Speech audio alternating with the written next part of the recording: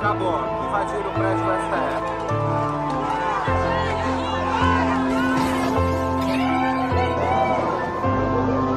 Muito gás, muito. Sala do Xandão. Que foi com o Papai. Nós vamos sitiar Brasília. Nós vamos cercar os três poderes. Nós estamos tomando o poder de assalto, o poder que nos pertence.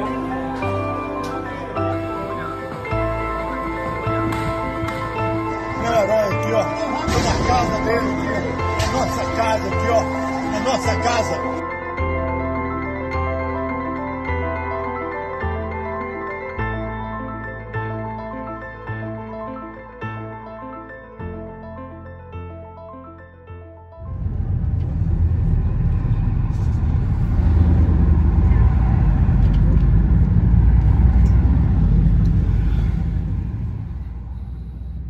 Eu hoje estou aqui porque sou Lula e eu entrei no Movimento Sem Terra em 5 de janeiro de 1997.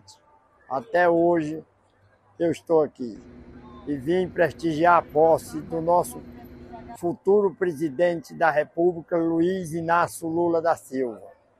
Esse é o homem nosso, do povo pobre, o povo sofrido que nunca viveu as benesses do poder. Nós estamos indo diretamente a Brasília para nós ver o vovô.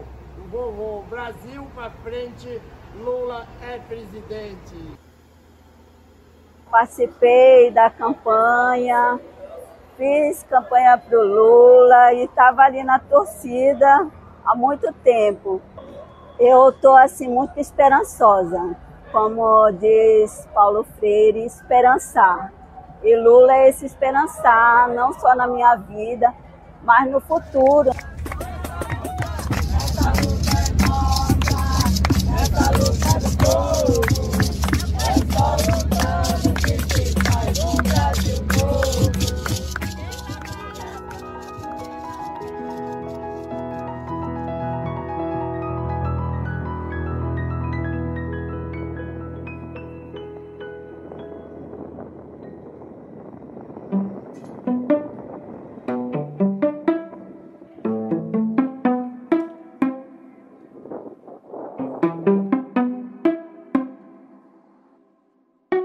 É uma festa, gente do Brasil inteiro está aqui, pessoas que vieram dos mais distantes lugares do Brasil, alguns vieram de ônibus, outros vieram de carro, outros vieram de avião, mas veio muita gente para cá. Quarta-feira a gente saiu e chegamos hoje, quarta-feira, assim. Então foi bem cansativo, mas está valendo a pena. A gente está na expectativa, né, de ver o Lula, né? Chegamos! Avisa que o pai chegou! Por tudo que ele passou, né, por todas as injustiças que ele viveu, então eu acredito que ele se tornou uma pessoa melhor e vai ser um governo melhor. Né? De setembro que começou as campanhas, eu trabalhei até o último dia, né, que saiu a vitória dele. Então a gente estava, né, na expectativa e vamos, nem pensei muito nas dificuldades, né? A gente pensou em vir, né? Deixamos de lado as dificuldades, pé na estrada. Essa viagem para Brasília acho que já está programada desde as eleições. Quantos dias viajando? Há 3 dias. E mais 3 para voltar. É, longe, é cansativo. Meu, hoje amanheci com meus pés inchados. Daí a gente fica sentada, né? Mais sentada, né? Do que anda, né? E, meu, é uma emoção grande, né? Um negócio que dá assim, né? Que nós viemos para cá, né? Batalhamos para colocar o Lula ali agora que dê certo, né? Para mim representa uma alegria, um orgulho estar aqui hoje. Hoje e amanhã até a hora que terminar.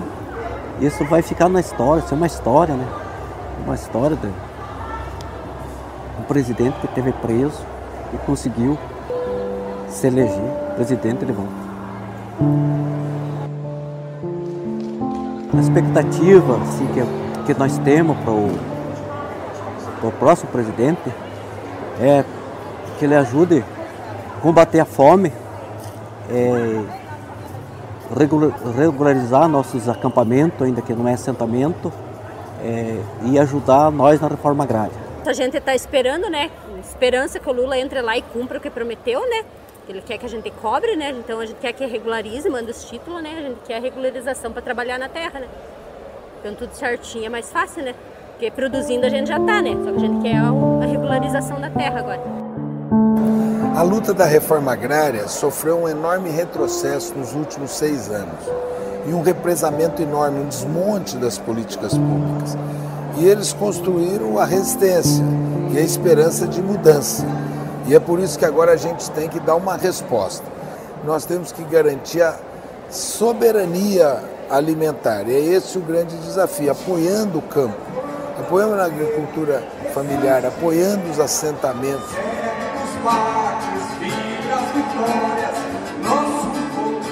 Terceira tarefa é produzir, trabalho coletivo, colher muito e repartir. Nossa terceira tarefa é produzir, trabalho coletivo, colher muito e repartir.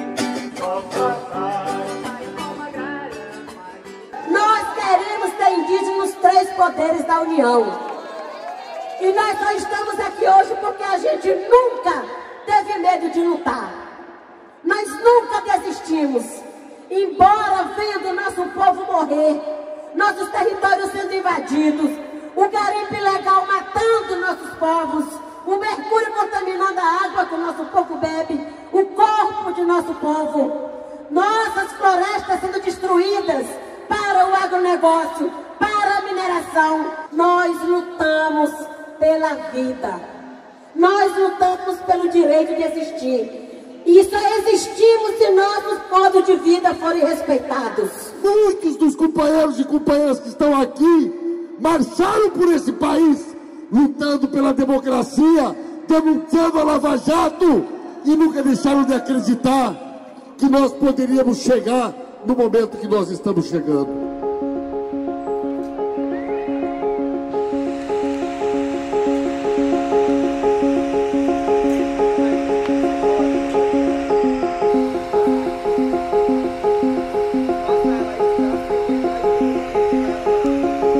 O Ano Novo normalmente já é um momento de renovação de expectativas, de esperanças, né?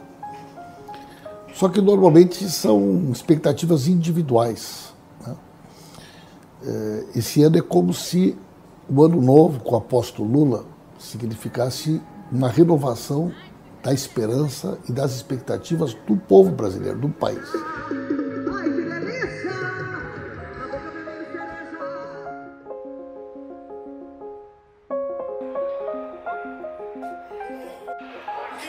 Nós conseguimos montar um planejamento de segurança que ele não vai permitir que os bolsonaristas estraguem a nossa festa. Dias de muita tensão, de muita dificuldade. Nós estamos falando aqui na manhã do dia 1º. Então é importante registrar que a tensão ainda é alta. Nós não tivemos uma transição normal, como deveria ser. Nós tivemos, portanto, um gigantesco esforço para vencer esses obstáculos institucionais, mas estamos vendo, eu estou acompanhando aqui pessoalmente, desde muito cedo, o funcionamento de todo esse sistema montado. Nós estamos vendo o principal, que é uma grande presença popular, um grande entusiasmo, realmente algo inesquecível, algo grandioso.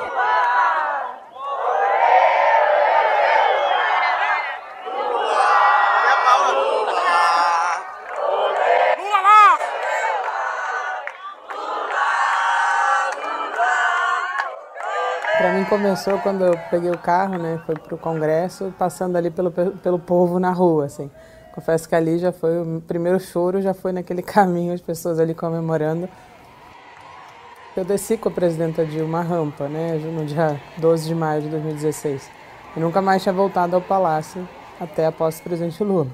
Então realmente foi assim um marco de falar, nossa, voltamos realmente, assim.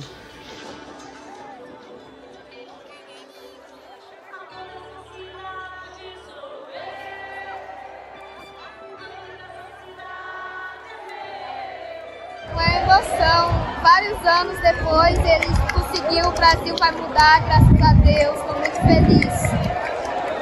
Todos estão aqui, todos têm que estar aqui. Lula é isso, Lula é do povo, aceitem. Lula veio da gente, está aqui, está conosco. Quero participar desse momento histórico que estou participando e ver a volta por cima do meu presidente Luiz Inácio Lula da Silva.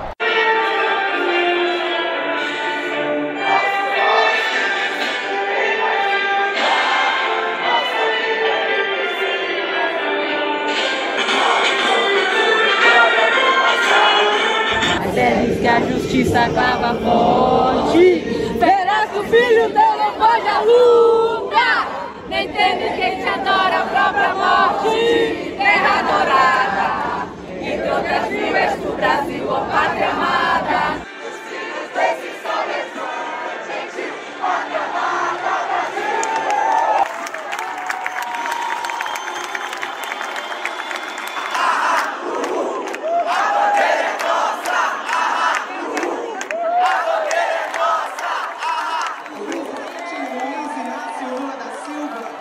Fundamentalmente é um momento em que o povo está voltando de novo a governar o país.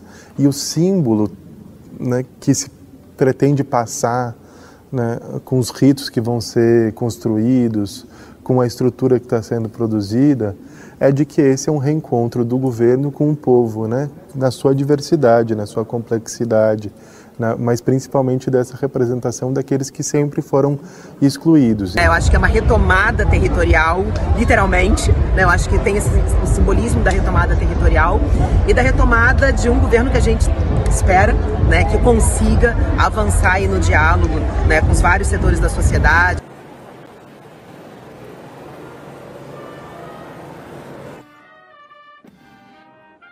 Que formula, o que regula a posse é um decreto ainda do tempo da ditadura militar, né? E ali se formulou um tipo de cerimonial em que se tem uma presença muito grande dos militares e uma presença muito pequena dos populares.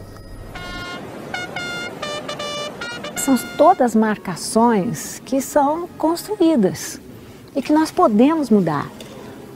Eu digo de novo, eu sou favorável a essa ideia. Nós não precisamos tirar nada, nós vamos mudar, né? Por que a gente não escreve democracia no céu com os aviões militares?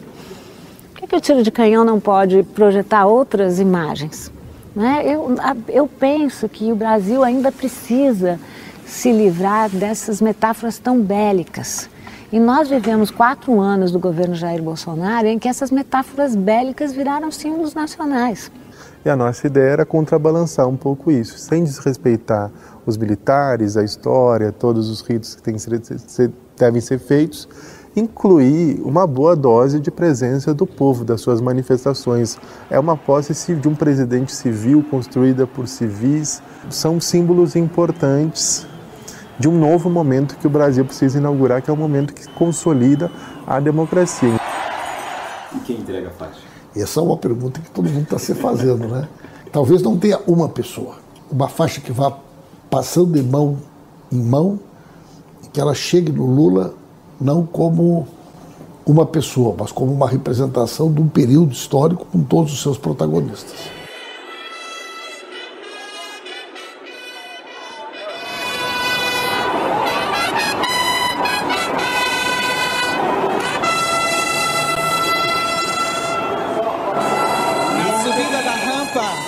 O senhor presidente da República é acompanhado por cidadãos que simbolizam a riqueza e a diversidade do povo brasileiro. A gente estava ali de fato para fazer história, que eu acredito que a gente conseguiu fazer, eu junto com as outras 7 pessoas. Ele queria de fato impulsar as minorias, coisa que a gente não viu nos últimos 6 anos. A gente viu muita perseguição, exclusão e nossos direitos sendo negados. Eu fiz parte da história do Brasil, então acho que meus netos, meus filhos, meus bisnetos, quando estudarem história, vão aprender que a primeira vez que um presidente não entregou a faixa para o outro, que literalmente um presidente subiu com o povo brasileiro. Quando eu subi naquela rampa, para mim, na minha cabeça, inocente, eu ia estar representando apenas o nosso povo, né? E aí, com toda a repercussão que deu, com todo o carinho que eu recebi desde da população negra do nosso país, né, até as idosas, as mulheres, sabe, as pessoas que é da minha comunidade, que são população pobre mesmo, falou, cara, você representou a periferia, você representou a favela, você representou a mulher preta, você representou as mulheres. Nós não desistimos nunca, ainda que nos arranquem todas as flores, uma por uma, pétala por pétala. Nós sabemos que é sempre tempo de replantio e que a primavera há de chegar, e a primavera já chegou. Hoje, a alegria toma posse do Brasil, de braços dados com a esperança.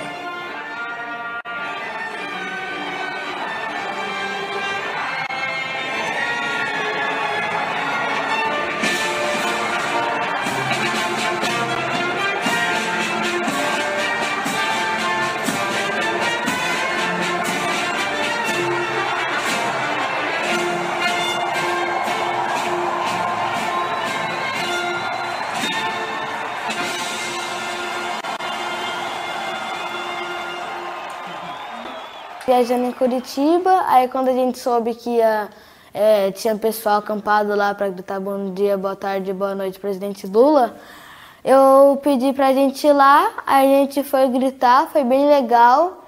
E aí a partir daí eu já comecei a admirar bastante o Lula, já comecei a gostar, minha mãe e meu pai já falavam bastante dele, sobre tudo que acontecia.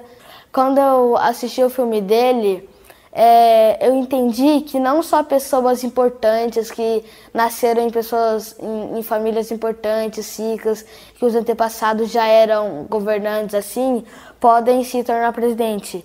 Não, pessoas que nasceram em periferia, pessoas como a gente, normais assim, podem sim ser presidente, podem ser o que quiserem,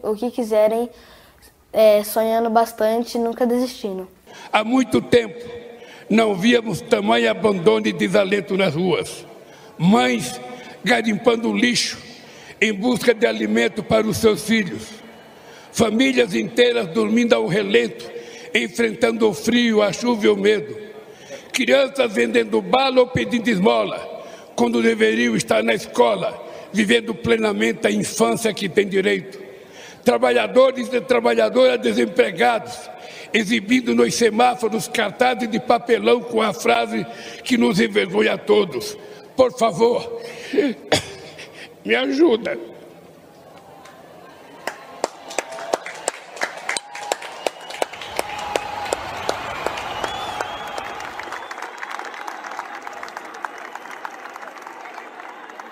O Brasil bateu recorde de feminicídio.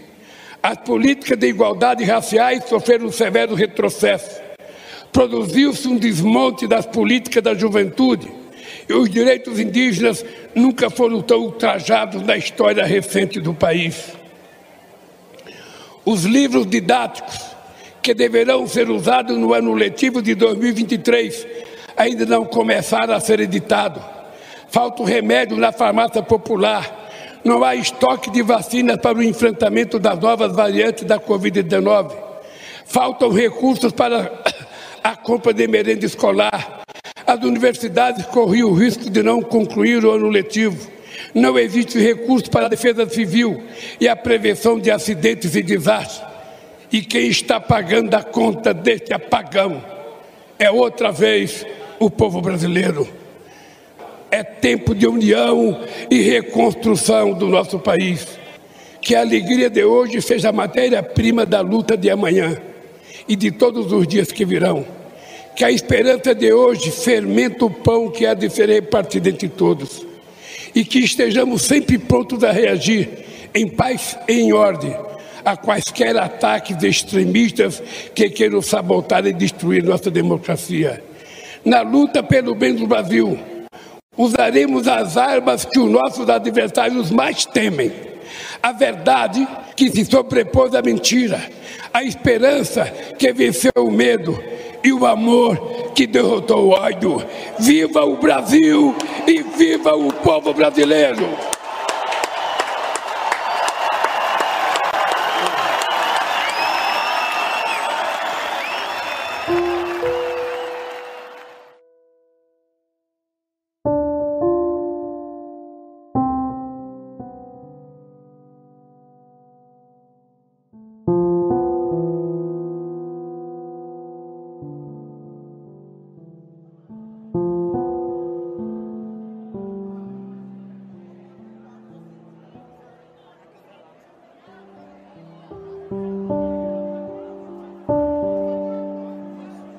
Nós sempre temos que enxergar a democracia, assim como as nossas vidas, como uma obra em construção.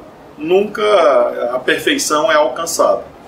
Então, quando nós olhamos assim, um ponto de virada, um início de uma nova história, um passo gigantesco na direção correta do que o Brasil merece, ao mesmo tempo remanescem problemas, dificuldades, outros problemas surgem. A questão principal é qual a atitude que a gente toma diante disso.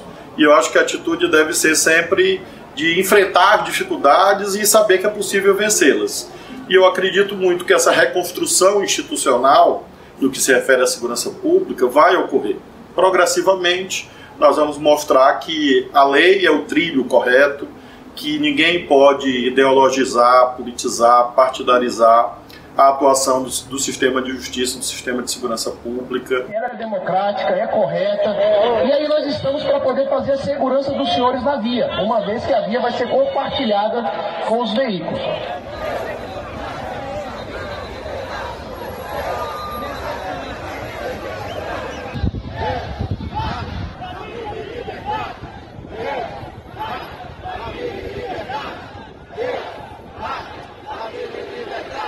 Tem muitos interesses econômicos por trás disso. Esse pessoal criminoso que teve dia 8 aqui, não era só gente que defendia o fascismo como uma bandeira política. É gente que defende o garimpo ilegal, é gente que defende invadir áreas de terras, que defende o desmatamento, que defende os CACs, né? Os clubes de tiro, que defende arma para todo mundo, que é miliciano, ou seja, cada grupo com seu interesse econômico, que o Bolsonaro deixou eles fazerem o que eles queriam, tirando os regramentos que tinha sobre essas áreas. Não foi um ato apenas contra o governo federal. Para mim, aquilo ali foi um ato contra a nação brasileira, contra o povo. Foi uma crueldade com o povo, porque é um desrespeito da decisão do povo, da maioria nas urnas. As pessoas fizeram aquilo com as esferas de governo, né, desrespeitando totalmente a democracia e o Estado Democrático de Direito do nosso país, para pedir algo que nem elas mesmas sabem a consequência que é. A democracia é aceitar que um ganha e um perde. A esquerda faz manifestação, a direita também pode fazer manifestação. Só que aquilo não foi uma manifestação, foi um ato terrorista que saindo quebrando tudo, despedaçando tudo, quebrando obras de arte, roubando obras de artes, destruindo o coração do Brasil assim. Não tem precedente na história do nosso país. Não existe precedente o que essa gente fez e por isso essa gente terá que ser punida. E nós, inclusive, vamos descobrir quem são os financiadores desses vândalos que foram a Brasília. Nós vamos descobrir os financiadores e todos eles pagarão com a força da lei esse gesto de irresponsabilidade, esse gesto antidemocrático e esse gesto de vândalos e de fascistas. Lamentavelmente, quem tem que fazer a segurança do Distrito Federal é a Polícia Militar do Distrito Federal, que não fez. Houve, eu diria, incompetência, má vontade ou má fé das pessoas que cuidam da segurança pública do Distrito Federal.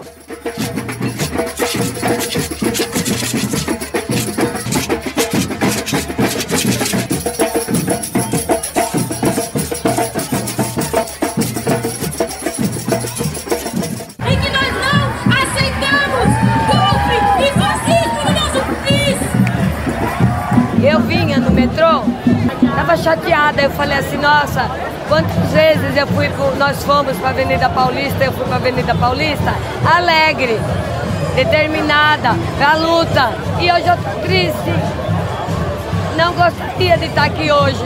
Quebrou os 3 poderes, lugar onde eu trabalhei no Senado Federal, eu sei o valor daquilo lá, a gente tinha todo carinho, porque lá é a casa onde cria as leis, e eles destruíram tudo. A gente sabia, né, que essas movimentações golpistas, elas não eram qualquer coisa. Então, eles preparam um golpe já no nosso país há bastante tempo. Vencer as eleições foi uma etapa muito importante, claro, derrotá-los ali. Mas isso é insuficiente para a gente derrotar o fascismo no nosso país. Você vê que as forças armadas, tanto o exército quanto a polícia, deixaram entrar. Se fosse a gente, com muito menos, daria gente morta, gente sem olho, como já aconteceu. E a gente nunca tinha chegado perto do Planalto. Sem anistia!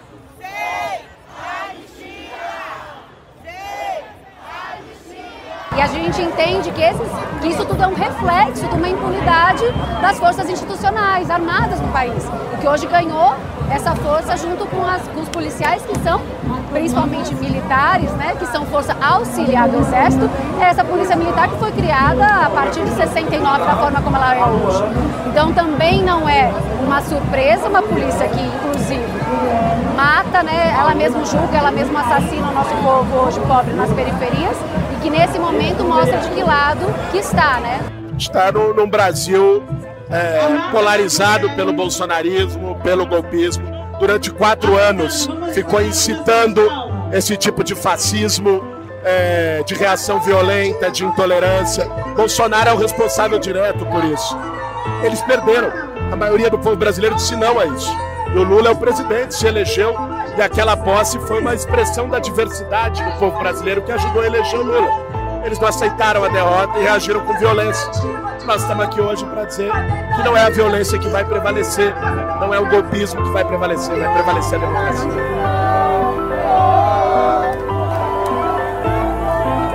O pessoal que foi anunciado para não ficar no carro de som.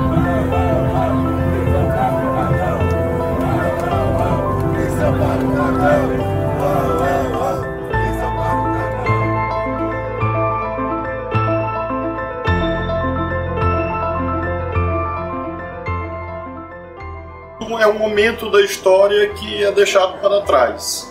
É uma página muito triste, é uma página marcada por muitas vítimas da pandemia, vítimas das várias violências, vítimas que perderam suas vidas, que perderam, às vezes, até as condições básicas de subsistência, milhões de pessoas no desemprego, no desalento. E, portanto, é um momento que, infelizmente, consta no longo arco da história brasileira. Mas é isto, é uma virada de página. Isso, ao longo do tempo, vai receber o tratamento que a história reserva para aqueles que não serviram autenticamente ao povo brasileiro. E, ao mesmo tempo, se inicia uma nova página. Então, nós estamos ali com uma página em branco.